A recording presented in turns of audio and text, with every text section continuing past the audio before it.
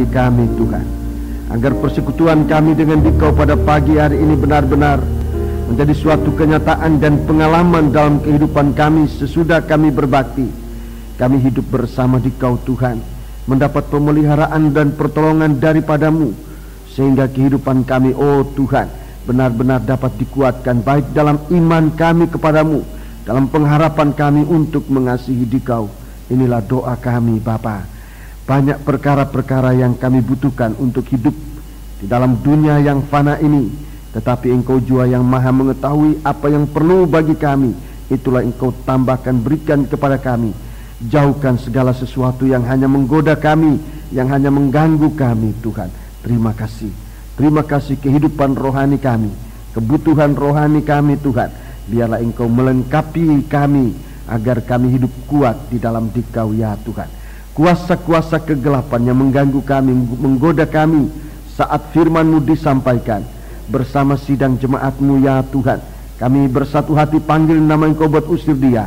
Di dalam nama Tuhan Yesus Kristus, segala roh jahat, setan, kami ikat, kami perintahkan kamu semua dalam nama Yesus pergi. Darah Yesus yang berkuasa. Terima kasih Bapa, haleluya.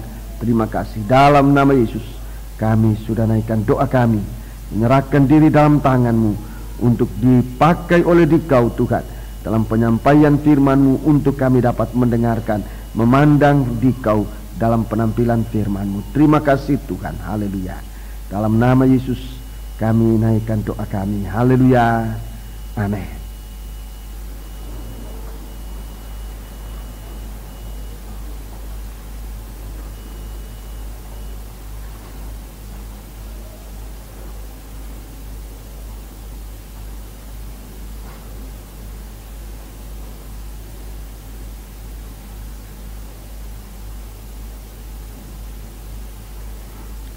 Salam sejahtera disampaikan, diperuntukkan bagi kita sekalian. Saya juga menyampaikan selamat berbahagia dalam mendengarkan sabda Tuhan dalam nama Tuhan Yesus Kristus. Sebelum saya menyampaikan firman Tuhan, saya ingin menyampaikan beberapa penyampaian yang perlu saudara perhatikan, dan saya harap sudah memperhatikan dengan baik-baik untuk kita dapat mempersiapkan diri agar jangan sampai kita ketinggalan di dalam apa yang telah Tuhan aturkan bagi kita sekalian. Pertama-tama saudaraku, saya ingin menyampaikan berita kesempatan bagi saudara-saudara sekalian teristimewa yang belum dibaptiskan dengan air sesuai dengan firman Tuhan. Pada beberapa waktu yang lalu saya sudah umumkan untuk saudara-saudara mengambil formulir baptisan air. Pada kesempatan ini saya ingin menyampaikan kepada saudara bahwa baptisan air akan diadakan pada bulan depan, tepatnya tanggal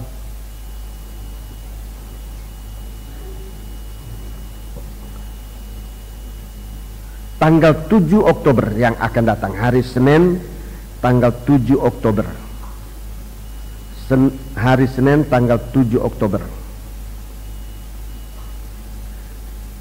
jam 5:30 sore di Lemaputro. Kali ini di Lemaputro.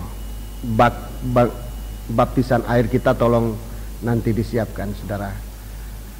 Sekian lama kita baptisan di Jalan Johor, namun Jalan Johor sekarang masih belum rampung tentang renovasinya, belum rampung benar. Sehingga untuk baptisan air kali ini di Lemaputro, di tempat ini, di atas sangkor ini ada baptisan air yang akan nanti dipersiapkan oleh para petugas-petugas gereja. Dan pada hari Senin tanggal 7 Oktober 5:30 sore baptisan air di tempat ini. Saudara-saudara yang sudah mengambil formulir untuk melengkapi persyaratan-persyaratannya mengenai administrasi, saudaraku, untuk saat saudara selesai dibaptis langsung menerima surat baptisan.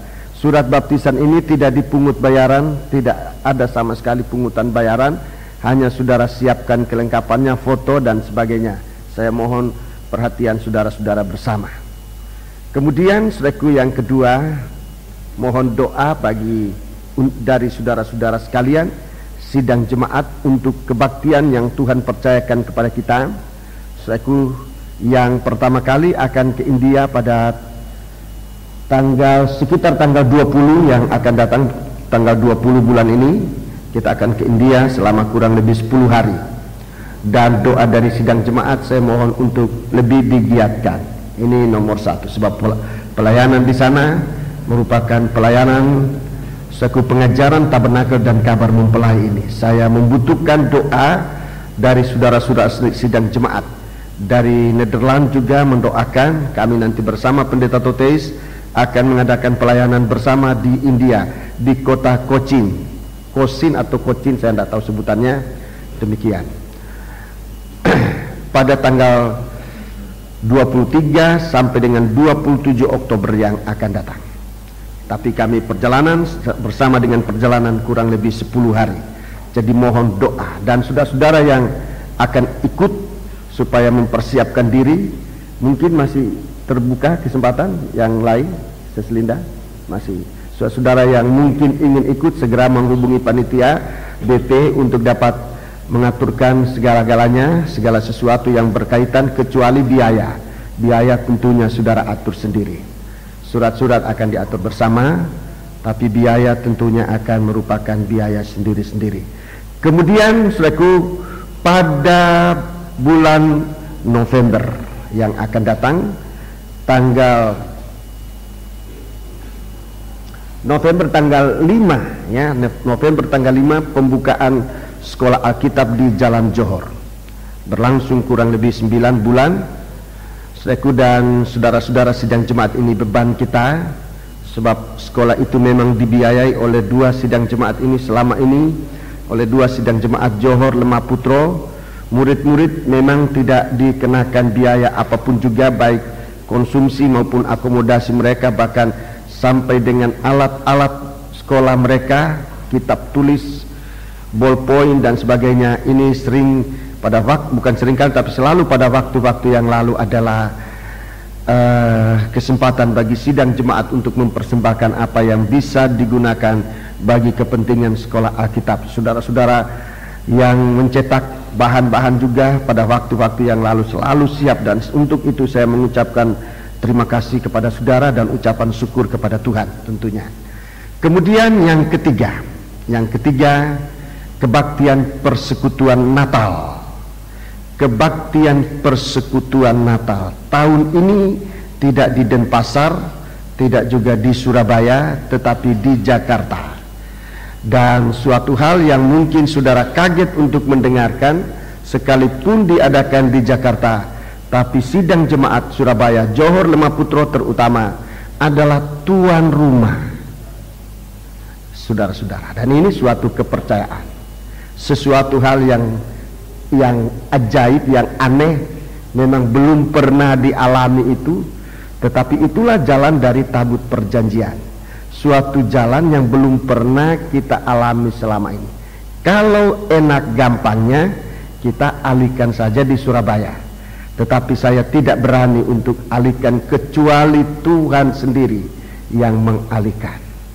Dan kepercayaan ini sampai pada hari ini saya belum melihat ada tanda-tanda, baik lewat penglihatan saya, lewat pendengaran saya, lewat perasaan saya, lewat hati saya, lewat pikiran saya, belum ada tanda-tanda bahwa saudaraku kebaktian ini dialihkan ke tempat lain, termasuk ke tempat kita Surabaya. Jadi memang perjalanan ini untuk daging cukup berat. Perjalanan ini untuk daging cukup berat, tapi untuk melakukan kehendak Tuhan, saudara-saudaraku, kita memang berperang melawan kehendak dan keinginan daging.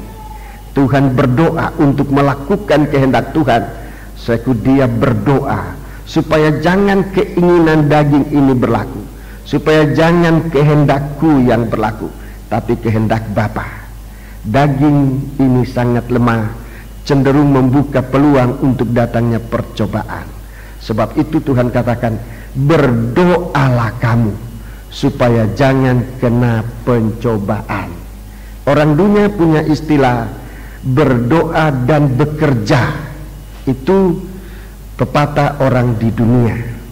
Tetapi pepatah atau istilah dari Tuhan Yesus Kristus bagi kita bukan hanya bekerja, tapi berdoa, berjaga dan berdoa, berdoa dan berjaga, supaya jangan kamu kena pencobaan dalam kita bekerja, dalam kita melayani. Sebab itu saya mohon sidang jemaat dikerahkan sepenuhnya. Saya mulaikan dari seluruh sidang jemaat untuk aktifkan, lanjutkan doa kita. Selama waktu-waktu yang lalu kita sudah berdoa, saudaraku. Doa ini rasanya tetap kita lanjutkan. Doa ini saya di Alkitab saya, di kantong saya ini selalu saya bawa, sebab mengingatkan saya suatu tanggung jawab doa, saudaraku. Dan mungkin BP nanti akan aturkan susunan doa lagi, saya serahkan kepada BP. Jadi sidang jemaat, kepada sidang jemaat secara resmi pada pagi hari ini saya menyampaikan untuk kita perhatikan bersama para tua-tua pengerja BP, bahwa kita sudah harus memulaikan kegiatan bersama sebab menjadi tuan rumah untuk kebaktian Natal Persekutuan Kabar Mempelai. Bukan Gereja Pantekosta Tabernakel, bukan GPT yang ngurus, tapi Kabar Mempelai. Dan saudara-saudara adalah orang yang pertama yang dipercayakan oleh Tuhan. Di samping saudara-saudara kita yang lain dari kota-kota yang lain, termasuk saudara-saudara kita di Jakarta. Saudara-saudara kita di Jakarta juga sudah sangat menanggapi positif akan hal ini. Namun pengurusan utama itu berada dalam tangan kita sidang jemaat ini. Sebab itu dukungan doa dari sidang jemaat sangat dibutuhkan. Dana, kami membuka kesempatan untuk kita mulai kumpulkan secara kolektif. Kita sedang mengumpulkan itu lanjutan dari BTFI, kita lanjutkan untuk kepentingan suatu pelaksanaan berikut, itulah yang nanti akan terjadi di Jakarta. Saudara-saudara yang merupakan mempunyai beban iman, tanggungan, merasa ingin ambil bahagian, dan inilah yang saya anjurkan untuk seluruh sidang jemaat, mengambil bahagian apa saja, dana, doa, tenaga, pengorbanan langsung dalam pengurusan. Saya dalam kesempatan ini menyampaikan terima kasih buat saudara-saudara yang sudah berkorban pergi untuk mengurus beberapa hal yang sudah sempat terurus, dan hanya tinggal kita lanjutkan pengurusan ini. Menyangkut izin ini yang sekarang kita merasakan satu hal yang sangat penting untuk kita dukung dalam doa, dan banyak hal yang bisa diberikan oleh saudara-saudara. Merupakan apa saja, saudaraku, banyak hal yang akan digunakan di Jakarta. Banyak hal yang kita butuhkan, kita perlukan, saudaraku. Perhubungan, kendaraan, tempat tinggal. Ada satu saudara kita sudah meminjamkan sebuah rumah secara full untuk digunakan oleh utusan-utusan yang ke Jakarta, dan itu sudah digunakan pada minggu yang lalu, saudaraku, minggu yang sudah lalu. Dan sekarang masih beberapa saudara kita ada di sana, saudaraku, dalam pengurusan ini. Sebuah rumah sudah dipinjamkan. Memang masih banyak kebutuhan menyangkut hubungan, saudaraku, yang sangat dibutuhkan di hari-hari ini. Kemudian saudara-saudaraku, doa yang tadi saya ucapkan itu sangat dibutuhkan. Di samping itu BP sudah harus lebih memusatkan perhatian dalam pengurusan, dan semua yang terkait dalam BP. Dalam kesempatan yang lalu kurang lebih 400 orang yang sempat ditahbiskan untuk pengurusan BTFI. Dalam kesempatan ini saya umumkan, saudara-saudara yang masih bersedia untuk ikut pelayanan ini, penumpangan tangan tabisan yang saudara terima pada waktu itu dilanjutkan di dalam nama Tuhan Yesus Kristus. Jadi tidak ada lagi penumpangan tangan kedua kali, tapi saudara-saudara yang sudah sempat menahbiskan diri untuk ikut pelayanan BTFI, saya anjurkan untuk lanjutkan tahbisan saudara. Apalagi kita masih berada pada tahun yang sama, tahun 76. Tahbisan saudara tetap berjalan, penumpangan tangan itu tetap berjalan, dan saudara melakukan apa yang Tuhan tetapkan bagi saudara-saudara sekalian. Kemudian pasukan yang terdepan, ini yang perlu saya sampaikan dalam kesempatan. Pasukan yang terdepan pertama, saya sebagai pembawa firman, pembicara, mohon doa saudara-saudara. Ini pasukan terdepan. Doa dari saudara-saudara sangat saya butuhkan di hari-hari kesibukan yang sangat membutuhkan waktu, tenaga dan perhatian di hari-hari ini. Sementara kita persiapan, saya mohon bantuan doa. Jika saudara tidak berdoa membantu saya, jelas saya tidak mampu memikul seorang diri bersama istri. Jelas saya tidak mampu. Kemudian di samping saya bagian sound. Ini harus sudah mempersiapkan diri, saudaraku, kehidupan rohani dan segala sesuatu peralatan-peralatan. Sound sudah harus mentahbiskan diri lebih sungguh-sungguh. Bagian sound system. Sebab tanpa sound system rasanya terlalu berat untuk menyampaikan firman di hari-hari ini. Saya mohon bantuan doa saudara-saudara untuk bagian ini. Doakan, dan mungkin ada hal-hal yang dibutuhkan, peralatan-peralatan. Saya mohon sidang jemaat bisa siap tanggap jika saudara melihat saudara dibutuhkan baik tenaga, keahliannya atau dana untuk kepentingan persiapan sound system. Saya mohon ketanggapan kita, kesiapsiagaan kita bersama sound. Saudara-saudaraku, penterjemah saudara harus sudah kompak. Penterjemah tidak harus memberikan waktunya yang sisa. Saya mohon supaya penterjemah kita tampil all out dalam hal ini. Sebab saudara-saudara dibutuhkan di hari-hari itu penterjemah.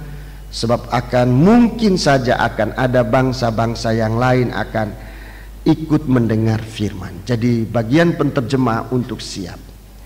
Bagian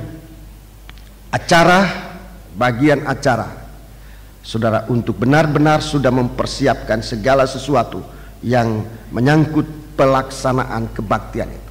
Sudah harus mempersiapkan diri sekarang ini. Kemudian para imam-imam, sangkor musik, hrupkor, saya umumkan jika memungkinkan kita full team.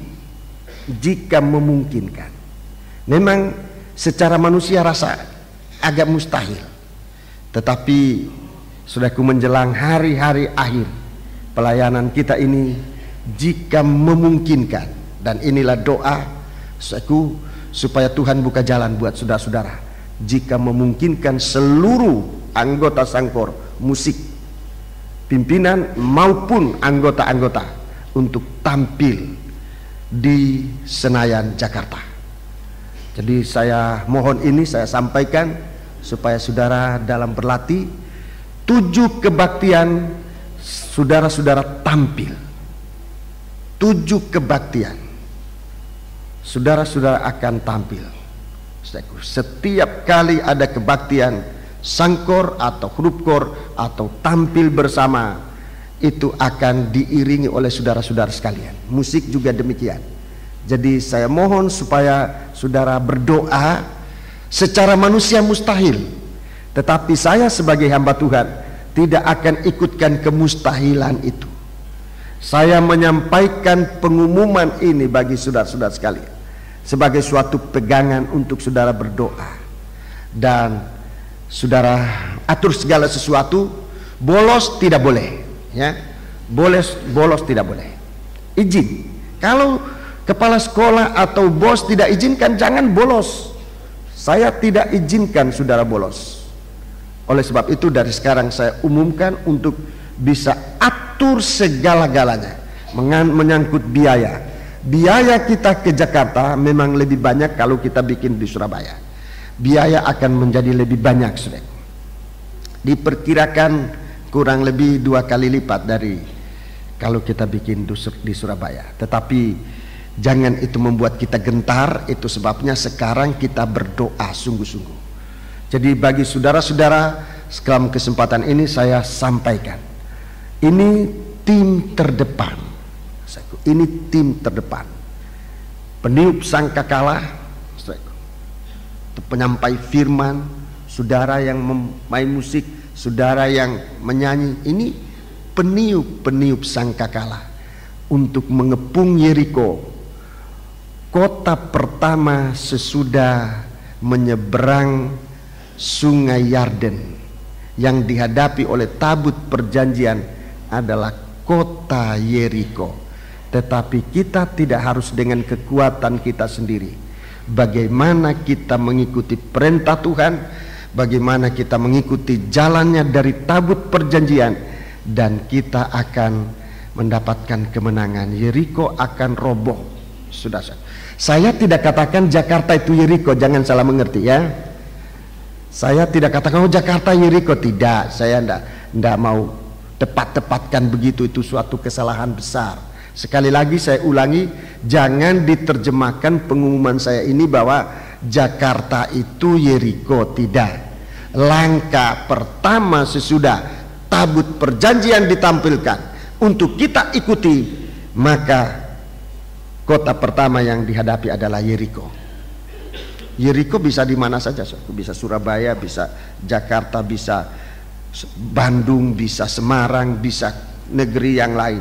Itu tidak menjadi masalah, tetapi suasana Yeriko, saya ulangi, suasana Yeriko itu yang kita hadapi, dan ini harus penampilan dari tabut perjanjian diutamakan. Ini pemikul tabut perjanjian harus dalam satu kesatuan. Ini penyampaian yang saya sampaikan agar saudara-saudara sudah bebas sekarang, secara jelas saya sudah sampaikan juga secara resmi.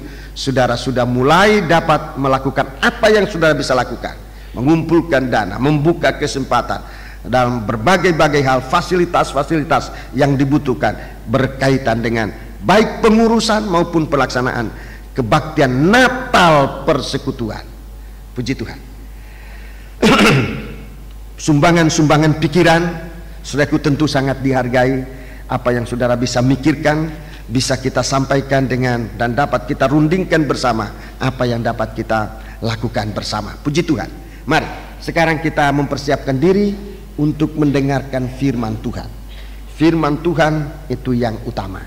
Kita akan melihat penampilan Tuhan dalam kitab Wahyu. Pasal yang pertama ini penampilan dari Yesus Kristus dalam kemuliaan. Penampilan Yesus Kristus dalam kemuliaan. Ini suatu gambaran, suatu contoh, suatu penampilan Yesus, seperti nanti dia akan tampil waktu kedatangan yang kedua kali. Mari kita baca ayat 4 sampai dengan ayat 8 lebih dahulu.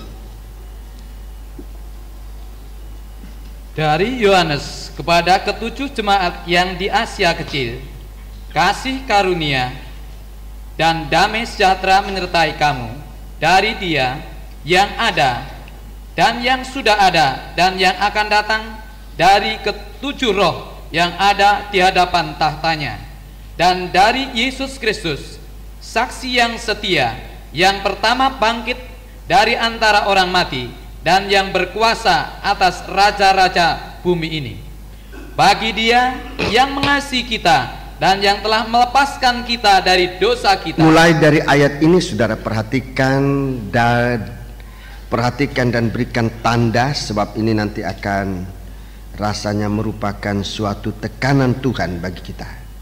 Bagi Dia yang mengasihi kita. Ulangi itu.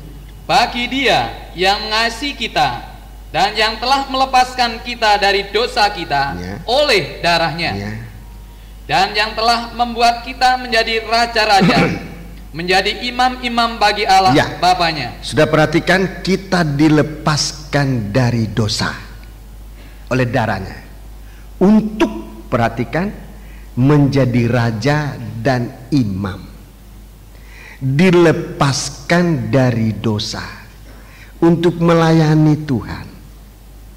Kalau kita dilepaskan dari dosa, kemudian kita tidak melayani Tuhan, menjadi imam-imam, itulah semua orang yang melayani Tuhan. Menjadi raja-raja, itulah orang bebas dari dosa. maka kita menyia-nyiakan darah Yesus. Tidak ada penghargaan yang sesungguhnya, tidak ada penghargaan serius tentang darah Yesus. Jadi darah Yesus ini diberikan, saya punya tujuan, dan sebagai bukti kita kena percikan darah. Ulangi perkataannya, sebagai bukti kita kena percikan darah Yesus ini, kena kasihnya Tuhan. Hati kita tidak mungkin pasif. Di hati kita ada satu gelora, ada suatu gerakan untuk mau melayani Tuhan, untuk meninggalkan dosa dan mau melayani Tuhan. Itu tanda yang nyata. Itu tanda yang nyata bahwa saudara kena percikan darah. Darah ini dipercikan bagi kita. Nah, setiap orang yang kena darah ini, tandanya ini, dia menjadi raja. Itu artinya dia meninggalkan dosa. Menjadi raja itu meninggalkan dosa, mengalahkan dosa, itu menjadi raja. Menjadi imam itu artinya mau melayani Tuhan.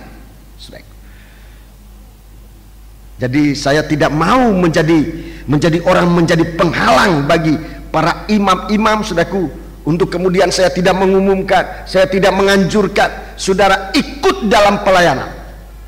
Saya menganjurkan, saya mengumumkan, saya menyampaikan, saya mendorong saudara-saudara untuk ikut dalam pelayanan sebagai imam-imam.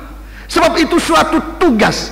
Kalau saya sebagai seorang pembawa berita kabar mempelai tidak menganjurkan ini, saudaraku, bagi saya suatu kesalahan, dan saya bisa ditunjuk oleh saudara di akhir zaman, di hari penghakiman. Saya tidak melayani sebab pendeta tidak mengumumkan, tidak memberikan saya kesempatan, tidak menganjurkan, tidak mendorong saya. Sekarang di hadapan Tuhan dan sidang jemaat, saya menyampaikan, saudaraku, tidak memaksa, tapi menyampaikan supaya saudara berdoa agar kasih Tuhan ini bagi saudara. Untuk bulan Desember nanti, saudaraku, kegiatan-kegiatan kita pusatkan untuk satu kali kebaktian di Jakarta. Bagi kaum muda tidak ada retreat tahun ini, tidak ada, saudaraku, supaya semua kita pusatkan perhatian kita pada kebaktian Natal persekutuan. Hamba-hamba Tuhan dari dalam negeri, dari pelosok manapun kita akan undang untuk bisa datang. Bahkan kita dianjurkan untuk mengundang tokoh-tokoh, pimpinan-pimpinan gereja, pimpinan sinode dari 280 organisasi gereja yang ada di Indonesia.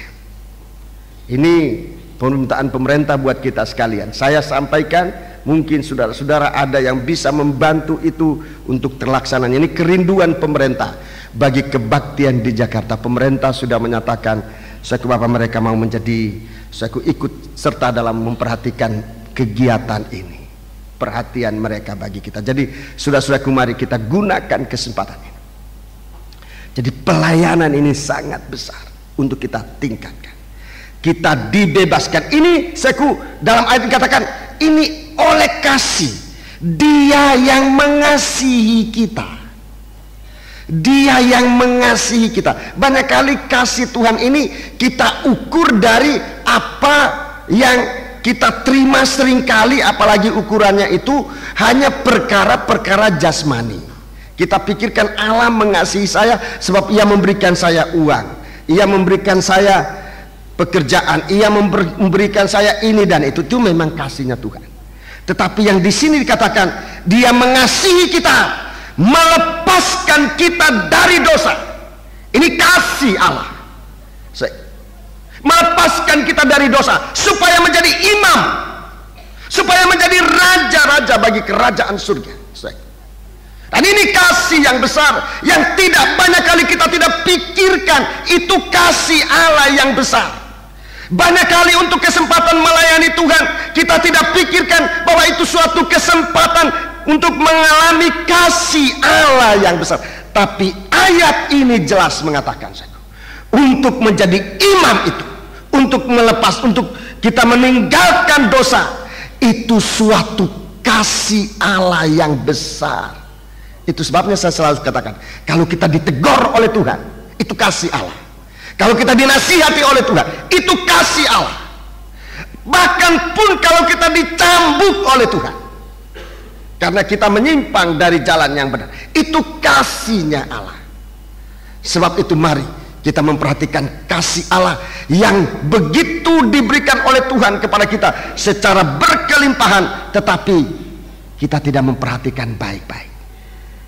Bagi Dia yang mengasihi kita, yang telah melepaskan kita dari dosa kita oleh darahnya, yang telah membuat kita menjadi raja-raja, menjadi imam-imam bagi Allah Bapanya, bagi Dialah kemuliaan dan kuasa sampai selama-lamanya. Amin. Sekarang ayat 7. Ayat 7. Lihatlah, Ia datang dengan awan-awan, dan setiap mata akan melihat Dia, juga mereka yang telah menikam Dia. Dan semua bangsa di bumi akan meratapi Dia. Ya, amin. 8. Aku adalah Alfa dan Omega, firman Tuhan Allah, yang ada dan yang sudah ada dan yang akan datang, yang maha kuasa. Ya, puji Tuhan. Alfa dan Omega, yang awal dan yang akhir. Dalam kitab Wahyu pasal yang terakhir disebutkan kembali itu.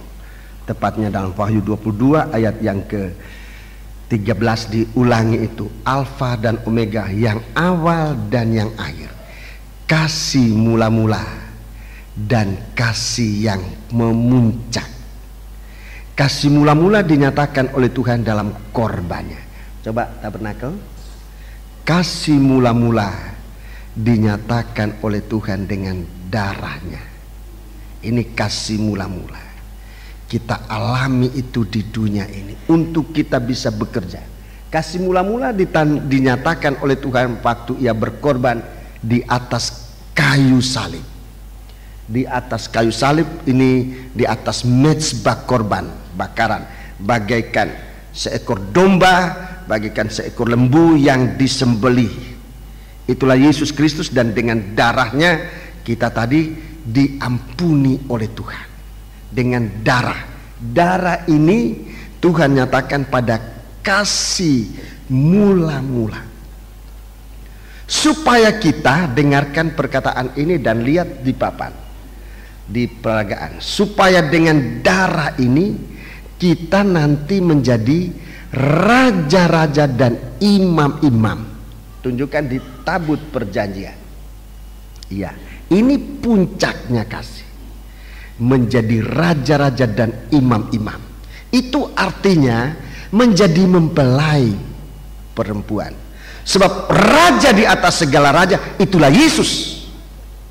Mempelai laki-laki, Dia raja di atas segala raja. Dan kita sidang jemaat ini semua harus raja-raja.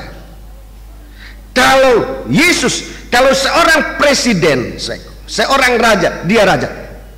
Permaisurinya juga duduk bersama dengan dia sebagai permaisuri dalam tingkat raja. Permaisurinya dia berada dalam tingkat raja. Dalam gereja yang ketujuh di kitab Wahyu, ini ditunjukkan gereja Tuhan itu akan diangkat untuk duduk bersama dengan Dia. Itu nanti akan saya terangkan dalam kesempatan berikut. Tadi kita ini diangkat oleh Tuhan menjadi raja, menjadi imam. Sebab Dia itu, Yesus itu, selain dari raja di atas segala raja, Dia adalah imam besar di dalam kerajaan surga. Dia adalah imam besar. Dia yang memimpin ibadah dalam kerajaan surga. Dia imam besar. Dan semua penghuni kerajaan surga, semua adalah imam-imam. Tidak ada yang tidak imam. Tidak ada yang tidak melayani Tuhan. Kalau tidak mau melayani Tuhan, satu waktu kehidupan ini akan terlepas. Tidak dilepaskan oleh manusia, tetapi dia tidak ada kemampuan untuk melekat dalam tubuh Kristus. Dia akan terlepas, sebab dia tidak berguna secara jasmani. Secara jasmani, contoh kehidupan kita sehari-hari, kuku ini berguna, kuku ini. Tapi kalau kuku itu nanti tidak berguna, itu dipotong, dilepaskan. Rambut ini berguna, Tapi satu waktu rambut ini kalau dia tidak berguna, dia dipotong, dia dikeluarkan, tidak dipertahankan. Kehidupan kita di dalam tubuh Kristus harus merupakan bagian tubuh Kristus yang berguna. Tidak usah minta supaya menjadi yang besar atau yang kecil, tidak usah minta itu. Tuhan, jadikanku hamba yang kecil, nggak usah minta hamba yang kecil. Nanti saudara iri hati kalau lihat orang lain dipakai secara besar-besaran. Wah, aku kok dipakai Tuhan kecil aja. Lupa saudara berdoa, Tuhan jadikan aku hamba yang kecil. Tidak usah berdoa jadi hamba yang kecil. Wah, kalau begitu Tuhan jadikan aku hamba yang besar. Mau berdoa jadi hamba yang besar? Mau berdoa supaya jadi hamba yang besar? Mau? Enggak mau? Bagus kalau enggak mau. Sebab kalau saudara berdoa, oh kalau begitu aku mau berdoa supaya jadi hamba yang besar. Bahayanya setelah saudara besar, saudara lupa Tuhan. Saudara pikir saudara yang besar lebih besar dari Tuhan. Nggak usah mendoakan supaya jadi besar atau jadi kecil. Tuhan, jadikan ku hamba yang berguna. Itu doa. Jadikan ku hamba yang berguna. Mau besar mau kecil tergantung gunanya. Mau iris bawang nggak perlu pakai kapak, sebab itu besar, kapak itu besar. Tapi untuk iris bawang pakai kapak. Cukup pisau yang kecil, nggak usah kapak. Yang kecil aja. Jadi bagaimana Tuhan mau pakai kita di tangan Tuhan? Mau besar mau kecil, lihat-lihat penggunaannya. Biar besar kalau tidak berguna buat apa? Biar kecil kalau berguna, alangkah indahnya. Jangan sudah kecil tidak berguna lagi, waduh. Harus berguna. Jadikan hamba yang berguna. Haleluya. Kalau mau potong kayu besar, tidak bisa bawa silet, bawa pisau kecil. Mau apa? Mau potong kayu besar, nggak bisa. Itu harus kapak besar atau gergaji mesin sekarang ini untuk memotong pohon yang besar. Jadi bagaimana kegunaan kita di dalam ladang Allah? Kalau kita digunakan untuk perkara kecil, jangan kecil hati. Terima itu, namanya kita berguna daripada tidak berguna. Saya seringkali dulu, kalau pekerjaan itu banyak sekali, capek, saya mulai mengeluh. Capek. Lama-lama saya sadar. Lalu saya takut, sekarang saya takut. Sudah lama itu saya sadar itu. Dipakai capek kok ngomel. Lalu saya ingat, kalau saya tidak kerja, saya nganggur, saya juga capek, tapi tidak berguna capeknya itu. Orang nganggur itu capek, sudah. Jangan saudara pikir tidak kerja itu nggak capek. Kalau mau coba-coba boleh, tetapi saudara buang waktu. Saya lebih baik jangan suruh coba. Orang nggak kerja itu capek, saudara. Orang nganggur itu capek. Bukan cuma capek. Maafkan saudara-saudara yang belum bekerja, tapi ini pengalaman saya juga. Kalau kita tidak ada kegiatan itu, harga diri kita juga hilang. Rasa bisa kita minder, mau ngomong nanti orang nggak punya kerja kok mau didengar. Orang lawer, orang ini. Maaf saudara-saudara yang belum dapat kerja, saya berdoa buat saudara supaya semua dapat pekerjaan. Tetapi ini kalau kita dipakai oleh Tuhan. Kalau kita capek, dipakai oleh Tuhan. Kita capek karena dipakai oleh Tuhan. Oh, puji Tuhan, saya capek, saya dipakai oleh Tuhan. Daripada saya capek karena tidak kerja, putus asa, saudara. Oleh sebab itu jangan ngomel kalau dipakai oleh Tuhan. Kita yang punya pekerjaan, saya juga tadinya mikir-mikir sesudah BTFI, tahun ini kita pusatkan satu kegiatan saja, BTFI aja. Tahun ini nyatanya kita toh harus menampung pekerjaan kepercayaan yang satu ini lagi, saudaraku, yaitu kebaktian persekutuan Natal di Jakarta. Saya capek kita belum habis lelah kita belum habis, tapi kita sudah harus membawa hidup kita. Tuhan membaharui kekuatan dalam kita sekalian. Tuhan membaharui kekuatan supaya waktu pun kita jalan kita lelah, kalau kita lari pun kita tidak usah jatuh. Itulah orang yang menanti-nantikan Tuhan. Yesaya 40 sudah baca di sana ya. Jadi ini kita ini oleh kasihnya Tuhan tampilkan dalam ayat yang kita sudah baca sebelumnya, ayat 4 sampai dengan ayat 5, Yesus tampil menunjukkan persekutuan, suatu model persekutuan antara Bapa dan Anak dan Roh Kudus, supaya persekutuan kita seperti itu, persekutuan kita satu dengan yang lain. Sekarang Tuhan menampilkan, yang ditampilkan di sini, saya saudaraku merasa sangat kagum membaca bahagian ini, sebab apa yang ditampilkan oleh Tuhan di sini adalah sesuatu yang sangat luar biasa yang ada pada imam besar. Apa yang ditampilkan oleh Tuhan di sini, saudara, adalah sesuatu hal yang luar biasa yang sampai hari ini saudara belum terselidiki. Sampai hari ini, saudara, ada sesuatu di dalam tubuh dari pakaian imam besar itu yang sampai hari ini belum terselidiki secara tepat apa itu. Kalau artinya sudah dijelaskan, kalau artinya ada, tetapi benda itu apa, sampai hari ini masih merupakan suatu rahasia yang saya dipertanyakan, yaitu di dalam imam besar ini, di dalam pakaian imam besar. Jadi di sini saya coba saudara lihat kembali, saya tunjukkan dalam Bible Study, saya sudah bicara itu ayat 5. Ayat 5, ayat 5. Ayat 5. Ayat 5. Mari tolong baca ayat 5. Ini yang ditampilkan oleh imam besar. Yesus tampil menampilkan persekutuan, tetapi juga sebagai imam besar dia menampilkan pakaian imam besar. Dia menampilkan pakaian imam besar untuk bisa dilihat.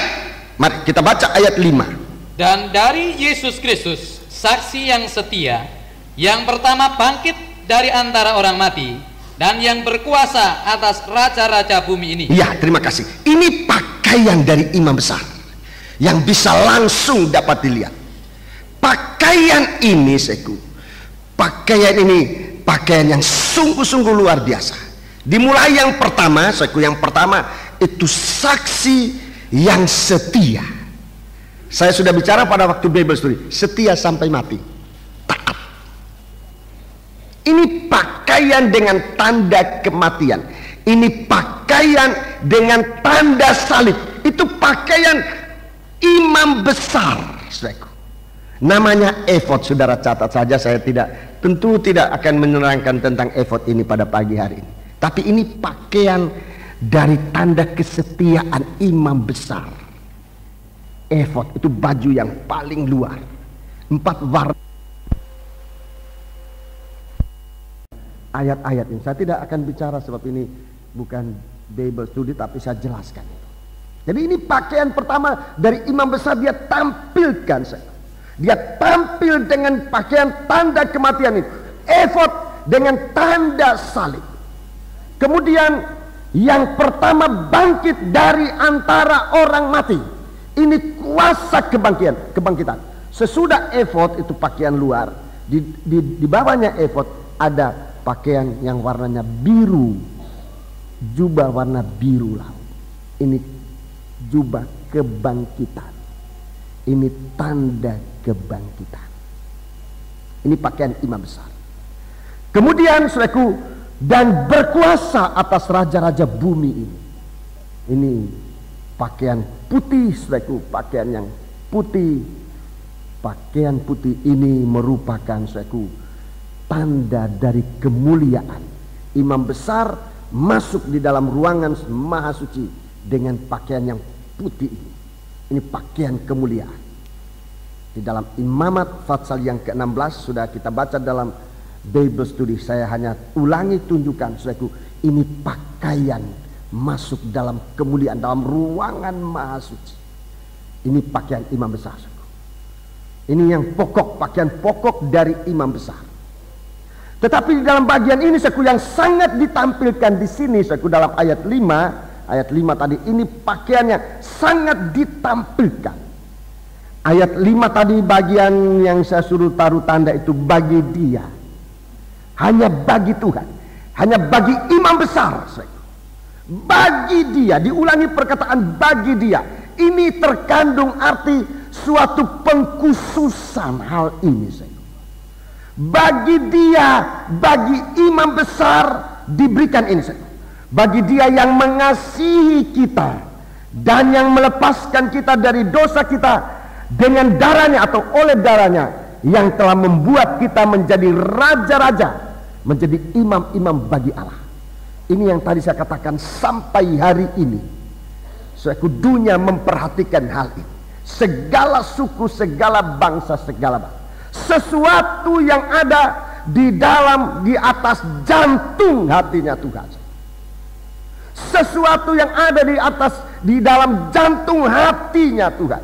Itu yang sekarang dicari oleh manusia. Manusia belum mendapatkan sesungguhnya. Tapi bagi kita dalam pengertian rohani, Tuhan nyatakan apa yang ada di atas jantung hati Tuhan. Apa yang ditaruh oleh Tuhan di atas dada dari pakaian imam besar itu. Ditaruh di atas jantung hati dari Tuhan. Dia tampil, dia tunjukkan ini. Semua mata sampai kepada mereka yang menombak menikam dia, memandang pada apa yang ada pada di atas jantung hatinya Tuhan. Ini sesuatu yang luar biasa, saudara, yang harus menjadi perhatian kita sekarang di saat Yesus tampil dalam kemuliaan. Dengan persekutuannya kemudian dia ditampilkan sekarang sebagai imam besar yang melayani korban pendamaian, mengasihi kita. Dia menampilkan segala sesuatu yang sangat indah dalam pakaian imam besar. Baiknya kita baca ini supaya kita lihat. Ini yang ditampilkan bersama tampilnya Yesus. Keluaran pasal yang ke-28. Keluaran pasal yang ke-28 ini saja. Keluaran pasal yang ke-28. Keluaran pasal yang ke-28 kita baca sekarang ayat yang ke-30. Saudara bisa membaca itu mulai ayat 15 di rumah, tapi sekarang kita baca ayat 30 saja. Dan di dalam tutup dada pernyataan keputusan itu. Ya, jadi di pakaian imam besar ini ada satu tutup dada, saudaraku, yang ukurannya panjang dan lebarnya sama. Panjang dan lebarnya sama. Itu ditaruh di atas dada, tutup dada pakaian dari imam besar. Ditaruh di sini.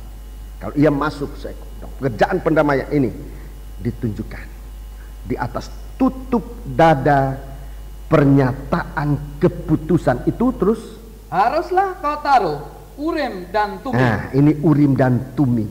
Sampai hari ini orang bertanya-tanya apa itu Urim dan Tumim.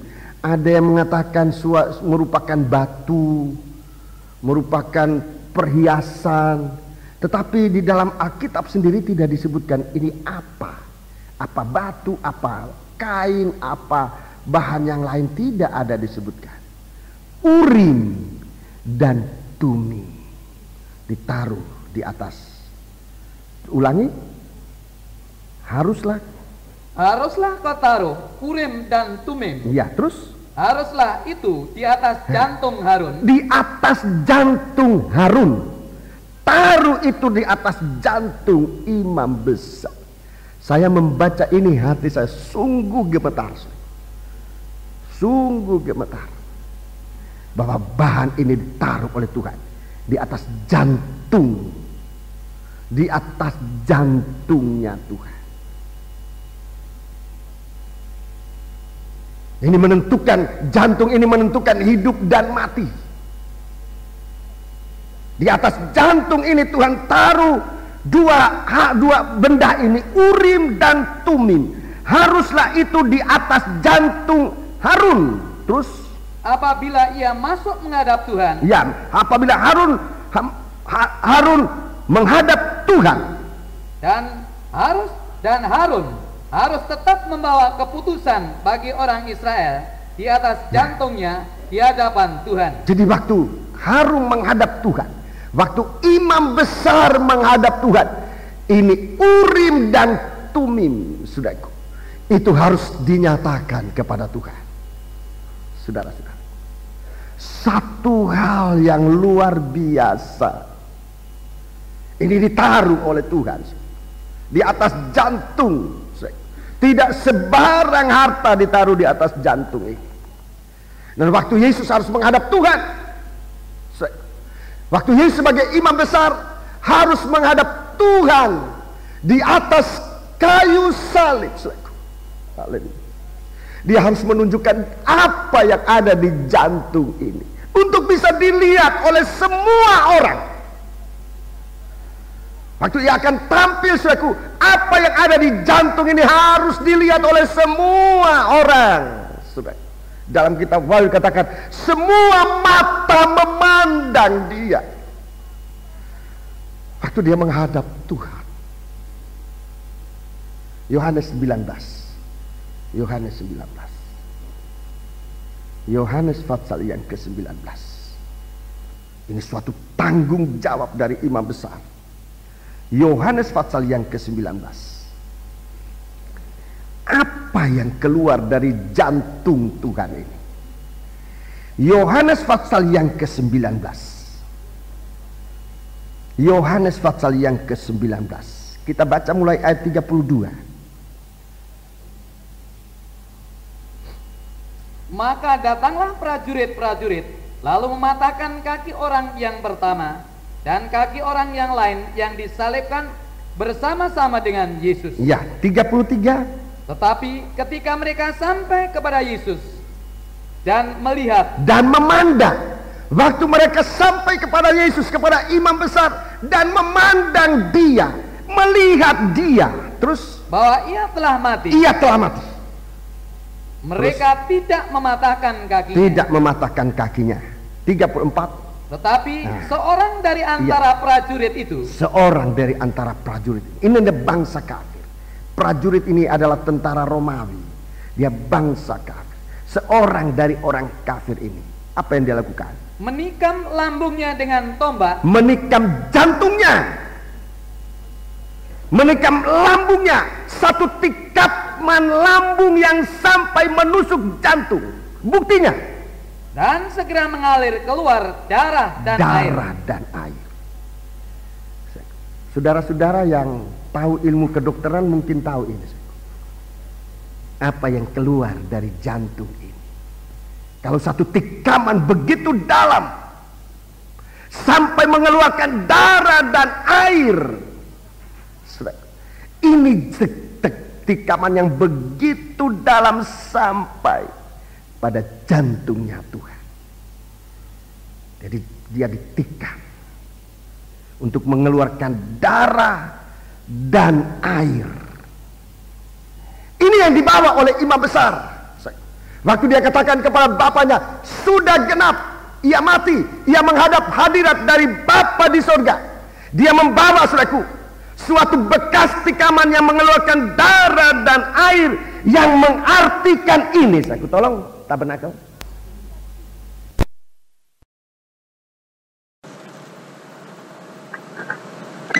Tabernakel ini ada alat yang saudaraku menunjukkan tanda darah. Itulah mezbah korban bakaran. Darah penebusan dosa. Oleh darahnya dia menghapuskan dosa kita. Tapi dari lambung ini juga dari jantung ini keluar air. Ini tanda air. Ini baptisan air. Pertobatan dan baptisan air. Ini hal yang berjalan sama. Itu yang ditaruh oleh Tuhan di dalam jantungnya. Harun di atas jantungnya. Tapi Yesus taruh kita di dalam jantung.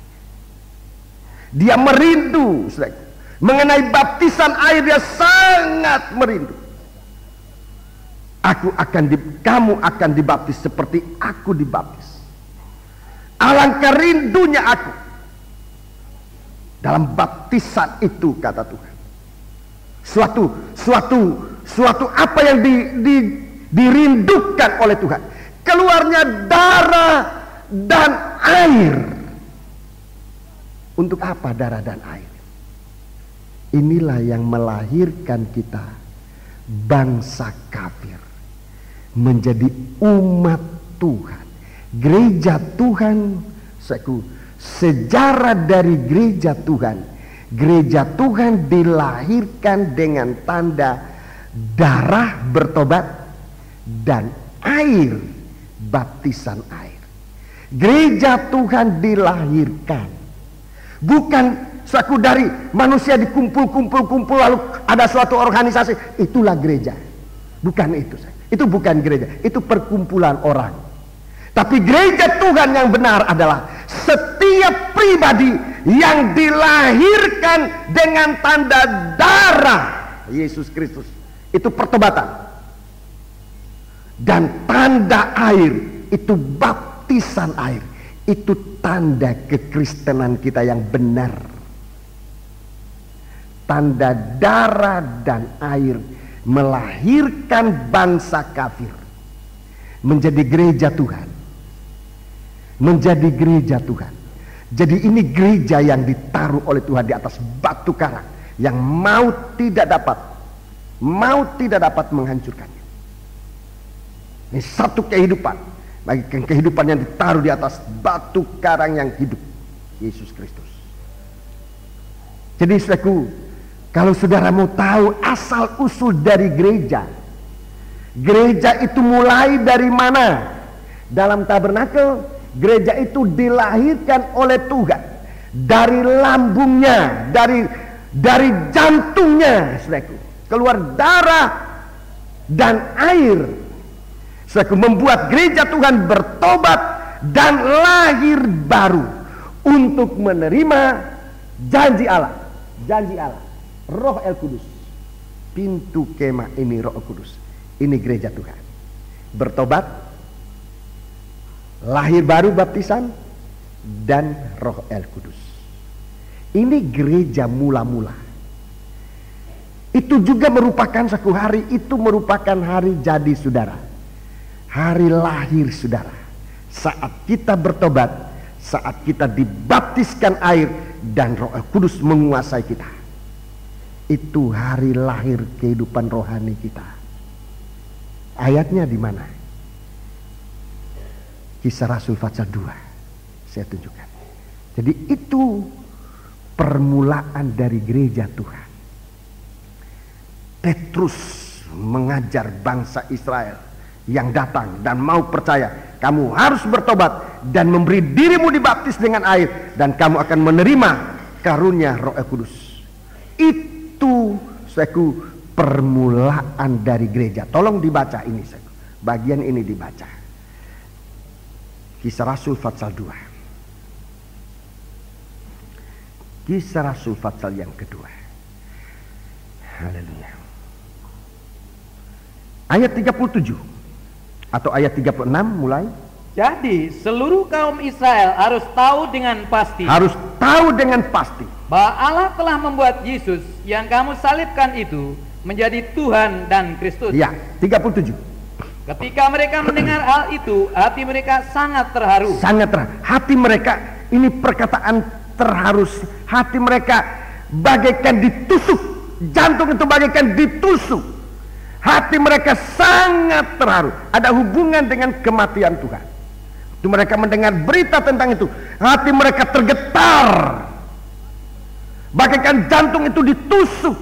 Luka, terharu, pedih. Dalam terjemahan lama bahasa Indonesia disebut pedih. Itu seperti bekas irisan, bekas tusukan. Saudaraku, orang mendengar firman Tuhan tidak rasa apa-apa, saudaraku, sangat rugi. Ini mereka mendengar firman Tuhan, khotbah dari Petrus, hati mereka teriris, terharu, pedih. Kemudian Lalu mereka bertanya kepada Petrus. Ya, lihat, ini tanda kasih Allah sudah mulai masuk. Begitu kasih Allah masuk dalam hati, tidak bisa kita pasif, tidak bisa. Orang mengatakan mengasihi Allah tapi pasif itu omong kosong. Omong kosong. Orang yang mengasihi Allah ada suatu aktivitas yang positif. Mereka berkata. Lalu mereka bertanya kepada Petrus dan rasul-rasul yang lain. Ya. Apakah yang harus kami perbuat, saudara-saudara? Ini aktivitas. Apa harus kami lakukan, saudara-saudara? Kegiatan apa yang harus kami lakukan? 38. Jawab Petrus kepada mereka. Ya. Bertobatlah. Ya, tolong. Bertobat itu baptis. Bertobat itu tanda dari mezbah korban bakar. Bertobat menunjuk pada darah, pengampunan dosa oleh darah Yesus. Bertobatlah kamu. Ini gereja mulai dilahir. Bertobatlah kamu. Terus?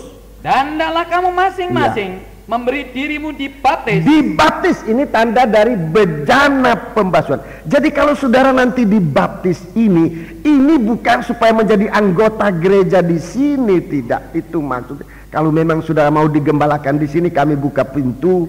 Tetapi bukan itu syarat utama supaya saudara menjadi anggota gereja kami, tidak. Bukan itu tujuan dari baptisan. Supaya saudara dilahirkan menjadi gereja yang sungguh-sungguh, saudara. Bertobat dan dibaptis. Nah, banyaknya kita orang Kristen dibaptis tapi tidak bertobat. Apalagi kami hamba Tuhan lain kali salah menerjemahkan ini. Kamu kalau sembuh nanti dibaptis ya. Jadi orang sakit mau sembuh, saudaraku. Saudara suruh apa aja dia ikut itu. Asal sembuh. Nah, kita gunakan kesempatan itu. Saya doa kalau sembuh baptis ya. Tapi saya tidak baca di dalam Alkitab bahwa orang dibaptis karena sembuh. Karena bertobat. Saya mengalami ini, orang dibaptis karena sembuh. Wah, akhirnya orang ini bikin susah saya banyak sekali. Saya nemukan dia hampir mati. Dokter bilang sudah bisa sebab pelor ada di dalam paru-parunya, mau dioperasi. Dokter bilang boleh tapi kasih tangan dulu. Selamat jalan, jangan saya dituntut. Mau mati, hampir mati saya. Waktu saya doakan di hatinya, dia lihat saya. Di hatinya kalau orang ini benar, 3 hari kemudian saya keluar dari rumah sakit ini. Dia di rumah sakit waktu itu. Sudah mau makan keluar lagi, minum keluar lagi. Tunggu mau mati itu. Tapi dia bilang kalau orang ini benar, 3 hari ini saya akan keluar dari rumah sakit ini, saya sembuh. Sudah akhirnya dia, ya saya mau doakan, mau didoakan. Waktu saya doakan, habis didoakan 3 hari kemudian dokter datang. Om, siapa kasih obat sama om? Om boleh pulang hari ini. Langsung pulang. Pulang, keluarganya telat menjemput. Waktu itu bukan di Surabaya, di kota lain. Dia pulang jalan kaki ke rumah. Sembuh. Tetapi sesudah sembuh, wah ini orang yang bikin susah saya banyak. Bikin susah pekerjaan Tuhan banyak. Padahal dia itu waktu itu orang pertama yang dibaptis. Saya melayani satu jemaat, saya mulai dari nol. Kemudian orang pertama yang dibaptis, ya orang ini sembuh dari penyakit. Saya baptiskan. Dia sembuh, dia suka dibaptis, tetapi pertobatan belum ada. Dia tidak bertobat. Dia tidak bertobat. Dan ini banyak di dalam gereja Tuhan. Banyak orang dibaptiskan tapi tidak bertobat. Tidak berhenti berbuat dosa. Tidak kembali kepada Tuhan. Tidak tinggal di dalam Tuhan. Sesudah dibaptis banyak yang hilang lagi. Kenapa? Sebab dia tidak mengalami pekerjaan darah ini. Dia tidak mengalami bahwa darah ini datang dari jantungnya Tuhan. Bahwa dia bertobat itu dengan Yesus harus memberikan jantungnya ditusuk. Di antara kita, saudaraku, tidak ada yang mau memberikan jantungnya ditusuk. Coba angkat tangan, siapa yang mau berikan jantungnya ditusuk supaya orang lain hidup? Ada? Enggak ada. Yesus sudah lakukan. Dia berikan darah, dia berikan jantungnya ditusuk supaya orang yang harus mati itu tidak mati. Kita menggunakan kasihnya. Karena bagi Dia yang mengasihi kita, Dia tidak memberikan kita uang. Kita baru dianjurkan berkorban, lagi-lagi korban, lagi-lagi korban. Yesus memberikan kita jantungnya supaya kita hidup. Apa yang kita lakukan, saudaraku, dibanding dengan apa yang kita terima dari Tuhan, bukan apa-apa. Satu saudara, saya tidak untuk memuji saudara ini, tidak, tetapi getaran hati yang ada di dalam saya waktu saya dengar ucapannya. Dia berkorban untuk suatu pekerjaan Tuhan, jumlah itu cukup besar. Terus saya tanya, saya atau gereja harus bayar berapa yang saudara beri ini? Dia tidak mau ngomong. Akhirnya dia ngomong, Om, saya Tuhan kasihkan berkat sebesar gunung. Kalau saya berikan ini, itu hanya sedikit, bagian sedikit dari apa yang saya sudah terima dari Tuhan. Waktu saya dengar itu,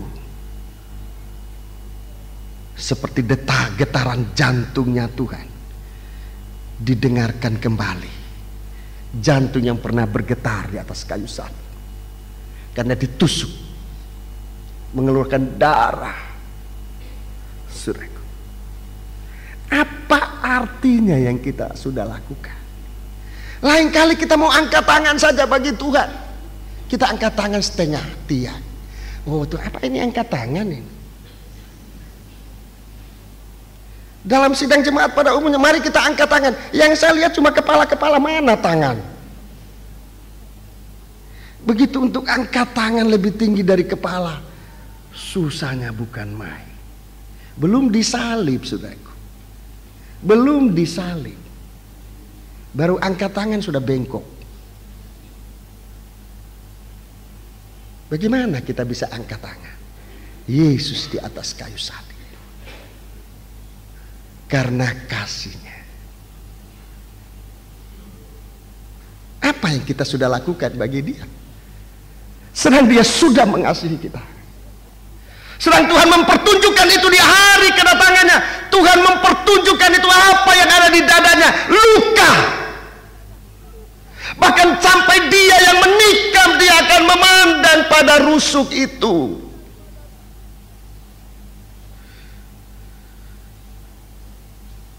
Sekarang kita harus bisa memandang Dia, memandang luka yang ada pada rusuknya, meratapi Dia.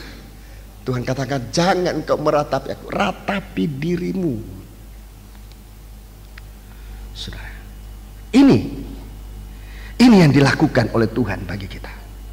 Dia sudah berkorban, Dia sudah memberikan jantungnya bagi kita.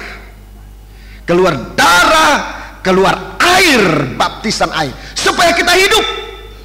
Ulangi ayat ini, ayat 38. Ini yang harus kita lakukan.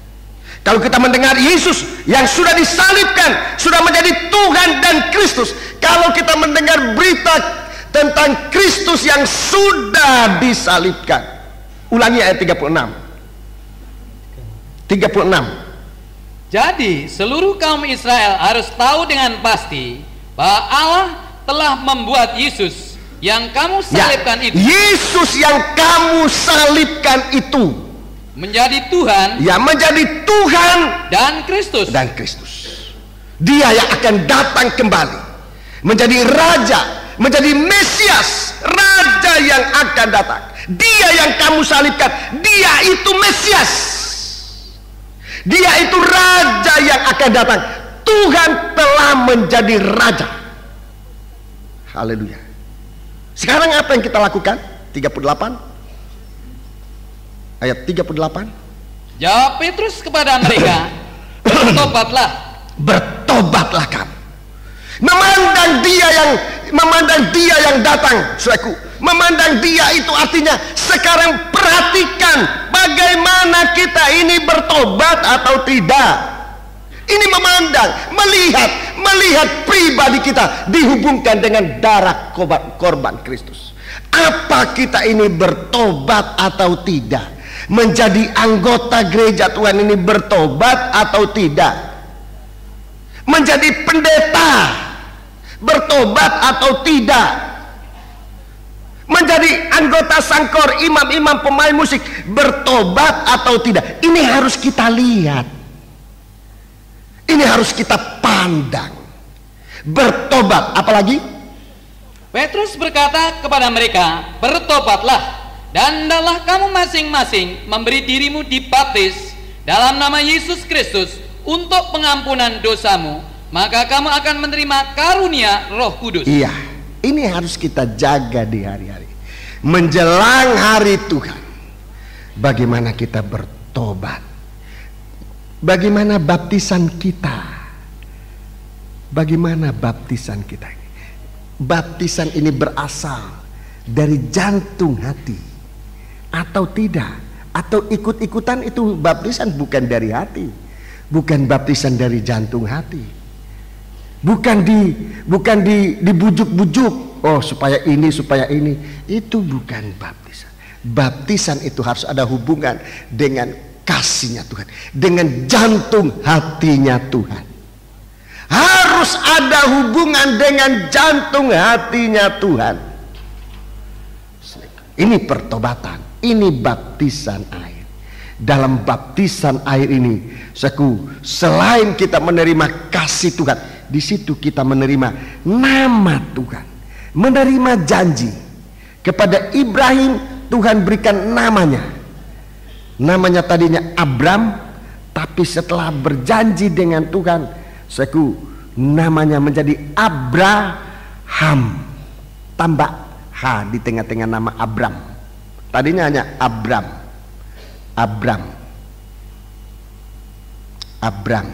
Tapi setelah berjanji dengan Tuhan, Tuhan katakan namamu menjadi Abraham. Ada H-nya. Disisipkan nama Tuhan. Yehova, Yahweh, itu namanya Tuhan. Tandanya, simbolnya H. H itu simbol ditaruh di dalam nama Ibrahim. Waktu kita dibaptiskan, nama itu harus disebut jelas. Nama itu harus disebut jelas, sebab Alkitab mengatakan begitu, dibaptis dalam nama Yesus Kristus. Harus disebut jelas. Tuhan perintahkan kamu dibaptis dalam nama Bapa, Anak, dan Roh Kudus. Itu belum nama. Namanya Bapa, namanya Anak, namanya Roh Kudus. Tuhan Yesus Kristus, itu namanya. Jadi kalau sudah punya baptisan, oh aku dulu sudah dibaptis. Saya selalu lihat surat baptisanmu itu apa, kamu dulu dibaptis. Sudah dibaptiskan dengan Bapa, Anak, dan Roh Kudus, amin. Nama belum disebut yang ini. Belum disebut nama. Nanti saudara akan dibaptiskan, nama itu akan disebut jelas. Saudara waktu dibaptis, dengarkan petugas atau hamba Tuhan yang membaptiskan saudara. Dia harus menyebut dalam nama Bapa, Anak, dan Roh Kudus, yaitu Tuhan Yesus Kristus. Jalan keampunan dosamu. Ini yang disebutkan. Saudara dilahirkan, taruh oleh Tuhan di atas jantung hati Tuhan.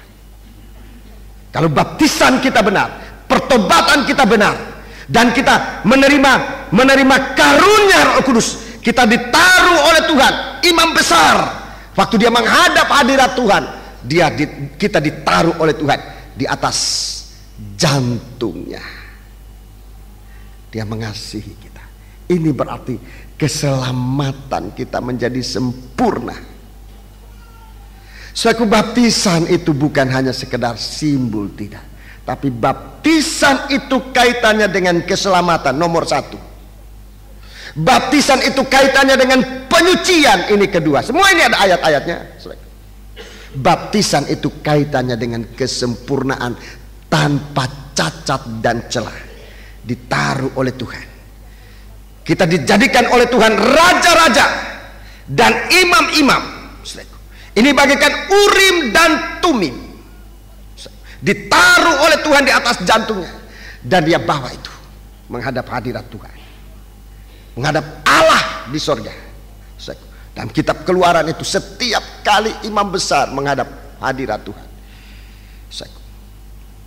tapal dada ini di mana di dalamnya ada Urim dan Tumim, ada nama-nama dari bangsa Israel, itu dibawa, ditaruh, dibawa di hadapan hadirat Tuhan.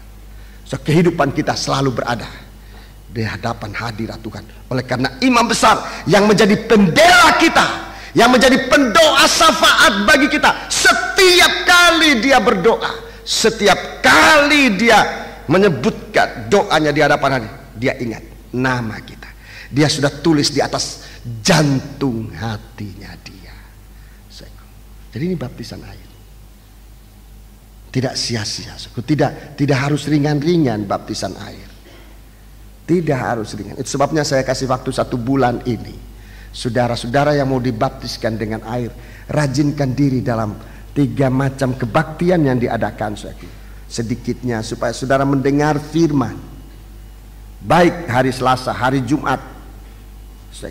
Kalau hari Selasa di sini Bidstone, kalau di Johor hari Kamis, hari Jumat digabung di sini Johor Lemah-Putro Bible Study, hari Minggu pagi di sini, sore di Lemah-Putro di Jalan Johor.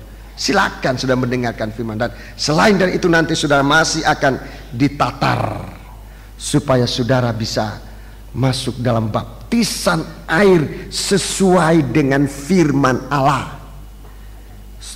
Sebab sekali lagi saya katakan, baptisan air itu menyangkut keselamatan, menyangkut penyucian, menyangkut kesempurnaan. Dengan tanda darah ini, dengan 1 korban dalam kitab, dalam surat Ibrani, surat Ibrani, saya akan cepat menunjukkan ini. Surat Ibrani pasal 10, surat Ibrani pasal 10. Surat Ibrani pasal 10 ayat 10 dan 14. Ayat 10 dan ayat 14. Surat Ibrani pasal 10 ayat 10 dan ayat yang ke-14. Dan karena kehendaknya inilah kita telah dikuduskan 1 kali untuk selama-lamanya oleh persembahan tubuh Yesus Kristus. Jadi karena matinya di atas kayu salib, mengeluarkan darah dan air yang bisa dilihat, sampai dengan orang yang menikam dia juga mendapat kesempatan untuk memandang lambung itu, sampai orang berdosa apapun juga, dan sampai kepada yang menikam dia masih diberi kesempatan untuk melihat, untuk ada hubungan dalam terang. Melihat itu hubungan dalam terang, hubungan yang jelas dengan luka itu, dengan darah dan air yang keluar dari rusuk dari jantungnya Tuhan. Mendapat kesempatan, siapapun yang berdosa, siapapun manusia, sampai manusia yang berdosa sekalipun, mendapat kesempatan untuk diselamatkan, untuk dikasihi oleh Tuhan kalau mau memandang itu. Masing-masing pribadi, dalam kitab Nabi Zakaria, masing-masing orang harus bisa memandang itu, supaya kita ditaruh oleh Tuhan menjadi jantung hatinya Tuhan. Ini kehendak Allah, kita dikuduskan 1 kali untuk selama-lamanya oleh persembahan tubuh Yesus Kristus. 14. Sebab oleh 1 korban saja Ia telah menyempurnakan untuk selama-lamanya mereka yang Ia kuduskan. Jadi oleh 1 korban ini, oleh darah yang sama ini, kita diselamatkan, kita dikuduskan, kita disempurnakan. Itu sebabnya waktu Ia tampil, segala mata akan memandang Dia. Sekarang Ia tampil, dengan tanda ini, dengan 2 tanda ini, dengan tanda Urim di dalam disebutkan di dalam kitab Keluaran tadi, di atas jantung hatinya Tuhan ini ada Urim, ada Tumim. Ada Urim, ada Tumim. Urim itu bicara dari firman Allah. Urim itu bicara dari firman Allah. Kita memandang Dia, memandang jantung hatinya Tuhan, dari apa yang keluar. Urim itu firman Allah yang menjelaskan, yang menerangkan segala sesuatu. Dalam kitab 1 Samuel Kita lebih baca ini. Ini saya rasa perlu kita membaca. 1 Samuel pasal 28. 1 Samuel pasal 28 ayat 6. 1 Samuel pasal yang ke-28. Pasal yang ke-28. Ya.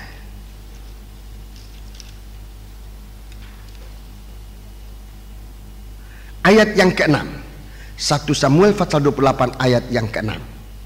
Dan Saul bertanya kepada Tuhan. Ya, Saul bertanya kepada Tuhan. Tetapi Tuhan tidak menjawab Ya, dia. Tuhan tidak menjawab. Jadi Saul ini dalam kebimbangan, dalam apa yang mau dia lakukan ini. Dia tanya Tuhan. Dia tanya Tuhan. Tetapi Tuhan tidak menjawab dia. Perhatikan. Baik dengan mimpi. Baik dengan mimpi. Mimpi ini di luar kemampuan manusia. Seorang kalau mimpi itu artinya di luar kehendaknya, di luar kepintarannya, di luar kemauannya, namanya mimpi. Tuhan tidak bicara dia lewat mimpi. Kitab Ayub mengatakan lain kali Tuhan bicara kepada kita lewat mimpi di waktu malam, di saat kita ada dalam pembaringan. Tuhan bicara. Tapi Saul tidak dijawab oleh Tuhan. Biar lewat mimpi tidak dijawab oleh Tuhan, terus baik dengan Urim. Baik dengan Urim. Terus baik dengan perantaraan para nabi. Baik dengan perantaraan para nabi. Nabi yang menyampaikan firman. Ini jawaban. Ini yang menerangkan kita tentang apa yang kita tidak tahu. Itu sebabnya sekali lagi saudaraku, saya tidak melarang saudara berkonsultasi dengan saya. Tidak boleh. Kalau saya ada kesempatan, saya pun terbatas kemampuan untuk berkonsultasi tentang sesuatu hal. Tetapi kalau saudara mau tahu apa yang menjadi jawab atas pertanyaan saudara, apa yang menjadi jawaban atas persoalan saudara, atas masalah, atas problema, dengar dari firman yang disampaikan. Semacam sekarang ini, nabi itu adalah orang yang diutus oleh Tuhan untuk menyampaikan firman dari Allah, menyampaikan firman nubuat, menjelaskan apa-apa yang kita tidak tahu. Saudaraku, itu lain kali kalau kita merindu Tuhan, apa yang saya harus, kita tidak ada jawaban apa-apa. Lain kali orang lari sana sini, lari sana, dia jadi bingung sebab orang-orang itu memberikan jawaban, si A jawaban begini, si B begitu, si C begini dan sebagainya, membuat kepala pusing ini. Coba datang kepada Tuhan, dengar apa yang Tuhan katakan. Saul tidak mendapat kesempatan untuk memandang ini, tidak mendapat kesempatan. Lewat mimpi dia tidak dapat firman, lewat Urim tidak dapat, lewat nabi juga nggak dapat.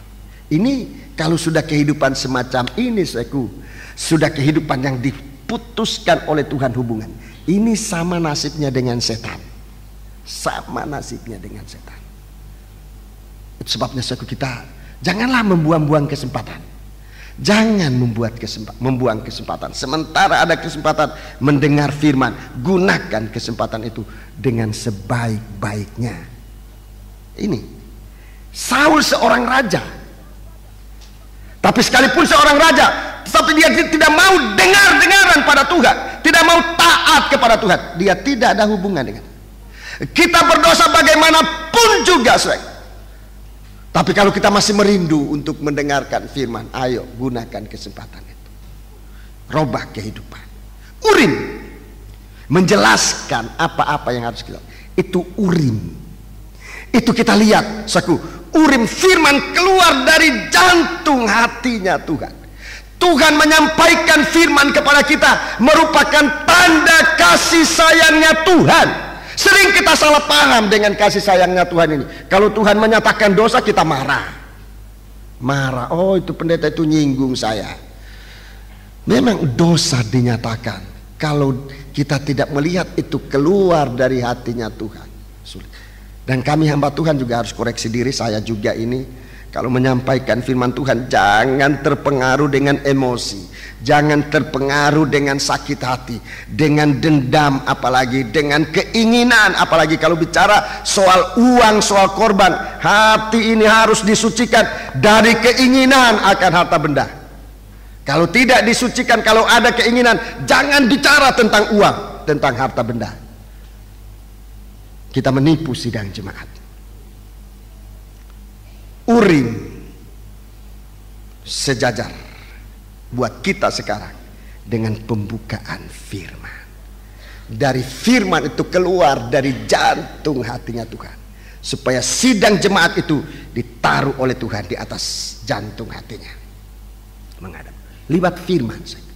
Kalau kita menerima firman sama dengan, kalau kita menerima firman itu sama dengan kita ditaruh oleh Tuhan di atas jantungnya Tuhan. Kalau kita memberontak terhadap firman, sama dengan kita melepaskan diri dari jantungnya Tuhan, dan tidak ada pengharapan. Tidak ada pengharapan. Ulangi, kalau kita mendengar firman Tuhan, sama dengan kita ditaruh oleh Tuhan di atas jantungnya Dia. Tapi kalau kita melawan firman, kita menolak firman, sama dengan kita keluar dari jantungnya Tuhan. Dan kita tidak ada penanggung jawab, pendoa syafaat. Dia berdoa syafaat bagi kita. Dia taruh kita di atas jantungnya. Itu Urim. Kita memandang sekarang, Urim itu lewat firman Allah. Itu sama. Urim sama dengan firman Allah, itu sama, menerangkan yang kita tidak tahu. Apalagi kitab Wahyu. Kitab Wahyu itu membukakan sampai perkara yang akan datang. Itu disebut dalam ayat-ayat tadi.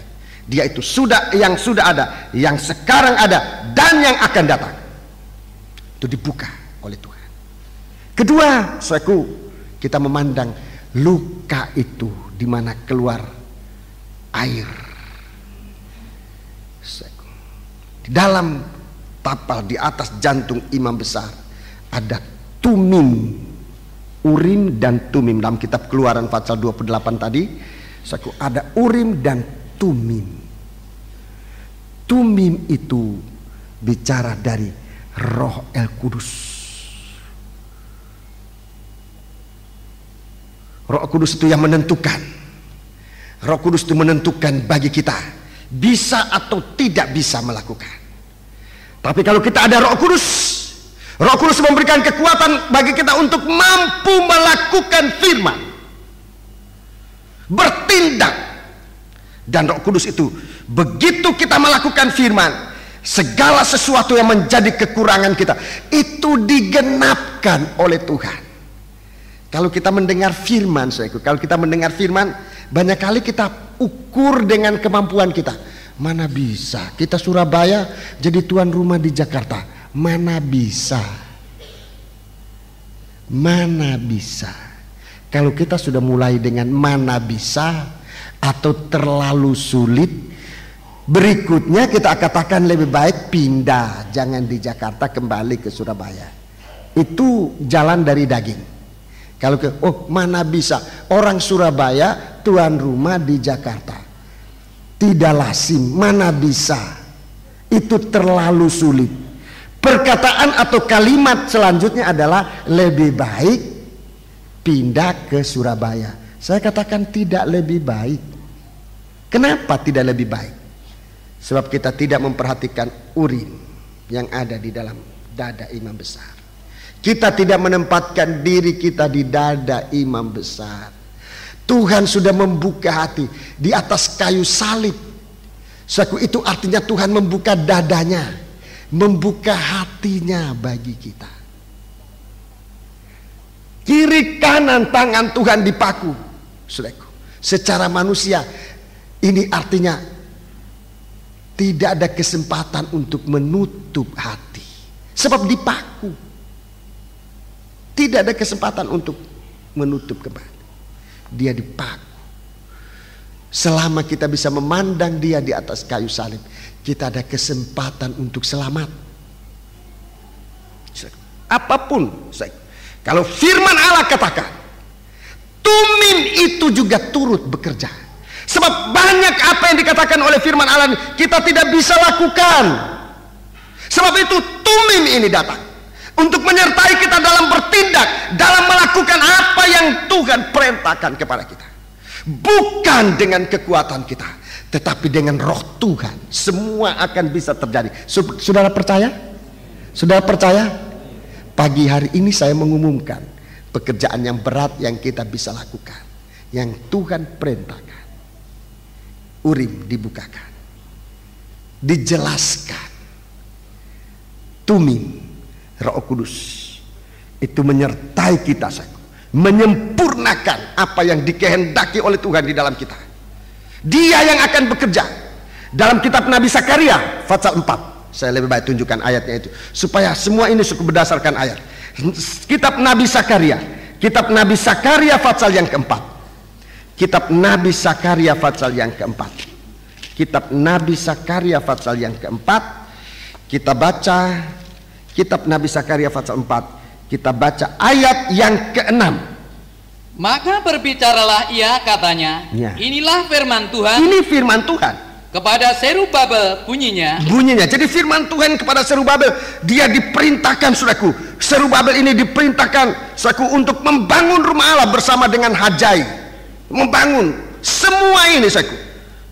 Ini perintah Tuhan kepada Serubabel, bunyinya. Bukan dengan keperkasaan. Bukan dengan keperkasaan, bukan dengan kemampuan, bukan dengan pandainya kita. Terus. Dan bukan dengan kekuatan. Bukan dengan kekuatan manusia. Melainkan dengan rohku. Dengan rohku. Firman Tuhan semesta alam. Ya. Firman Tuhan disampaikan, Urim turut bekerja, Tumim turut bekerja. Urim ditampilkan, Tumim turut bekerja. Saudara, kalau kita mau saja menempatkan diri di atas tutup dada, tampal dada dari imam besar, menempatkan diri kita kepada korban Kristus, saudaraku, kita melakukan pekerjaan apa saja, saudaraku. Saudara mau berkorban soal jumlah, bukan itu yang utama. Kalau memang Tuhan berkatkan saudara jumlah besar, saudara korban banyak, saudaraku, terima kasih, permuliakan Tuhan dengan korban itu. Kalau saudara punya sedikit, saudara korbankan dengan untuk menempatkan diri di atas dada jantung hatinya Tuhan. Terima kasih kepada Tuhan, jangan malu, jangan minder, tapi muliakan Tuhan dengan korban itu.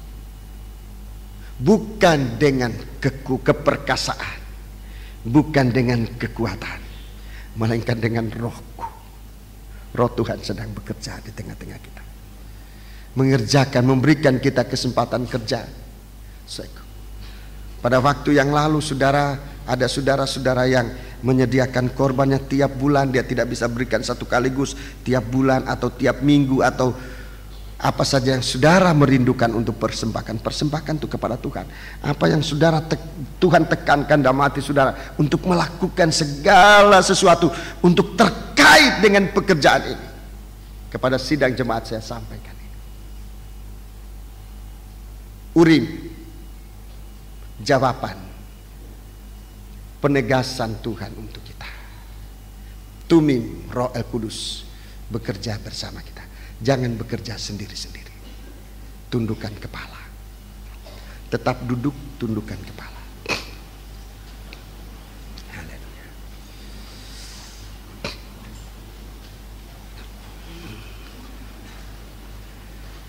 Rendahkan diri kepada Tuhan.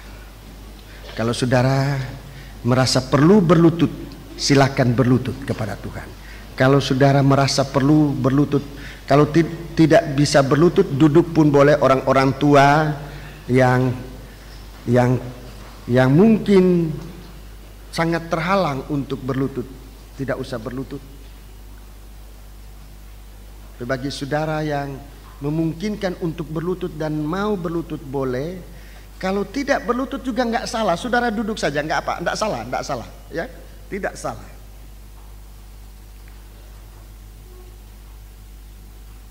Saya mau berdoa. Haleluya.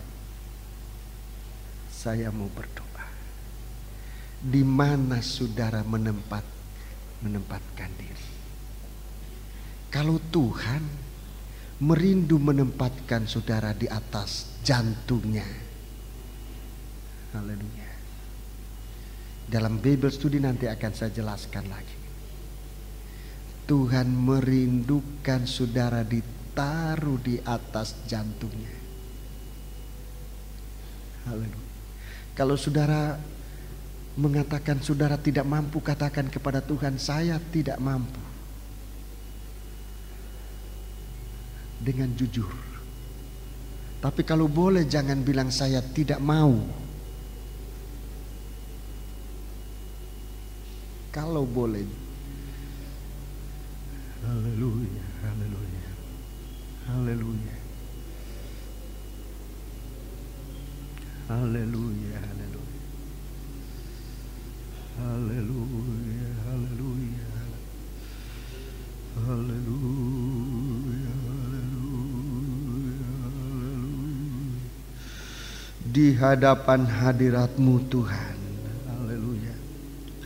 kami merendahkan diri kami serendah-rendahnya. Sebab kami memandang akan keadaan kami yang serba terbatas. Dan jalan ini jalan yang baru bagi kami, yang belum kami ikuti sebelumnya Tuhan. Yang tidak kami tahu sebelumnya. Tapi kalau ini merupakan perintah-Mu bagi kami Bapa, hamba sebagai orang Engkau tetapkan menjadi gembala di tempat ini, membawa sidang jemaat ini di hadapan hadirat-Mu Tuhan, untuk ditempatkan di atas jantung hati Engkau Tuhan, agar kami melakukan apa yang menjadi kehendak-Mu, bukan dengan kekuatan kami, tetapi dengan kekuatan Roh-Mu yang suci, yang menggerakkan hati kami, menyempurnakan pekerjaan-Mu dalam kami. Tuhan, haleluya, haleluya. Lengkapi kami sekalian, segala sesuatu yang akan kami lakukan, kami mendahulukan Engkau Tuhan. Lakukanlah menurut kehendak-Mu ya Bapa. Segala kuasa kegelapan yang mengganggu menggoda kami, Tuhan, bersatu hati kami panggil nama Engkau, buat usir dia dalam nama Tuhan Yesus Kristus. Segala setan kami ikat, kami perintahkan kamu semua dalam nama Yesus, pergi. Darah Yesus yang berkuasa. Terima kasih Tuhan. Biarlah kasih-Mu, Engkau yang mengasihi kami, yang sudah menebus kami, melepaskan kami dari dosa kami oleh darah-Mu. Jadikanlah kami imam-imam dan raja-raja yang melayani di Kau ya Tuhan. Terima kasih Bapa, terima kasih. Kita bangkit berdiri. Kita bangkit berdiri. Haleluya, haleluya. Sebelum kita melayani Tuhan lebih jauh menurut kehendak Tuhan, angkat dua tangan, penyerahan sepenuh kepada Tuhan. Saya sebagai gembala sudah mendoakan saudara sebagai doa penyautan.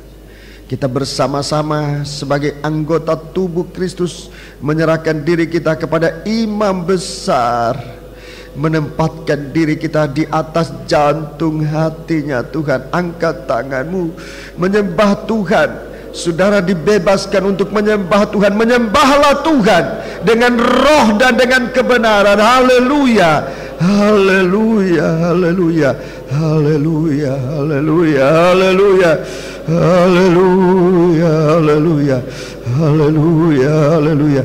Kami menyerahkan diri kami dalam tangan-Mu Tuhan, disertakan ucapan syukur terima kasih kepadamu. Engkau melihat kekurangan kami dalam penyerahan ini. Lengkapi kami Tuhan dengan kuasa-Mu yang Engkau sudah nyatakan dalam firman-Mu kepada kami pada pagi hari ini Bapa. Terima kasih. Haleluya. Terima kasih Bapa. Terima kasih. Dalam nama Yesus kami naikkan doa kami. Haleluya. Amin. Kita akan